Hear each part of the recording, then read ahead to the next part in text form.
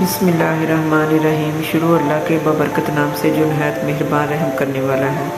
حضرت موسیٰ علیہ السلام کا عصا مبارک۔ حضرت موسیٰ علیہ السلام وہ مقدس لاٹھی ہے جس کو عصائے موسیٰ کہتے ہیں۔ اس کے ذریعے آپ کے بہت سے ان معجزات کا ظہور ہوا جن کو قرآن مجید نے مختلف عنوان کے ساتھ بار بار بیان فرمایا ہے۔ اس مقدس لاٹھی کی تاریخ بہت قدیم ہے جو اپنے زمانے میں سینکڑوں ان تاریخی واقعات کو سمیٹے ہوئے ہے جن میں عبرتوں اور نصیحتوں کے ہزار نشانات ستاروں کی طرح جگمگا رہے ہیں۔ اہل نظر کو بصیرت کی روشنی ہدایت کا دین ملتا ہے۔ یہ لاٹھی حضرت موسیٰ علیہ السلام کے قد برابر 10 ہاتھ لمبی تھی۔ اس کے سر پر 2 شاخیں تھیں جو رات میں مشرق کی طرح روشن ہو جایا کرتی تھی۔ یہ جنت کے درخت پیلو کی لکڑی سے بنائی گئی تھی۔ اس کو حضرت آدم علیہ السلام بہشت سے اپنے ساتھ لائے تھے۔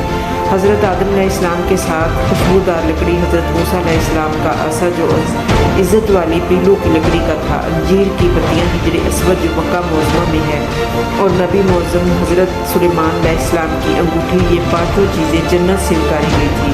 حضرت آدم علیہ السلام کے بعد یہ مقدس عصا حضرت انبیاء کرام علیہ السلام کو یکے بعد دیگرے بطور میراث کے ملتا رہا، یہاں تک کہ حضرت شعیب علیہ السلام کو ملا جو قوم مدین کے نبی تھے۔ حضرت موسیٰ علیہ السلام مصر سے ہجرت فرما کر مدین تشریف لے گئے اور حضرت شعیب علیہ السلام اپنی صاحبزادی حضرت بی بی صفورہ رضی اللہ تعالیٰ عنہ سے آپ کا نکاح فرما لیا اور آپ 10 برس تک حضرت شعیب علیہ السلام کی خدمت میں رہ کر آپ کی بکریاں چراتے رہے۔ اس وقت حضرت شعیب علیہ السلام کو حکم خداوندی عز و جل کے مطابق آپ کو یہ مقدس عصا عطا فرمایا گیا۔ پھر جب آپ اپنی زوجہ محترمہ کو ساتھ لے کر مدین سے مصر اپنے وطن کے لیے روانہ ہوئے اور وادی مقدس مقام طوبہ میں پہنچے تو اللہ تعالیٰ نے اپنی تجلی سے آپ کو سرفراز فرما کر منصب رسالت کے شرف سے سر بلند فرمایا۔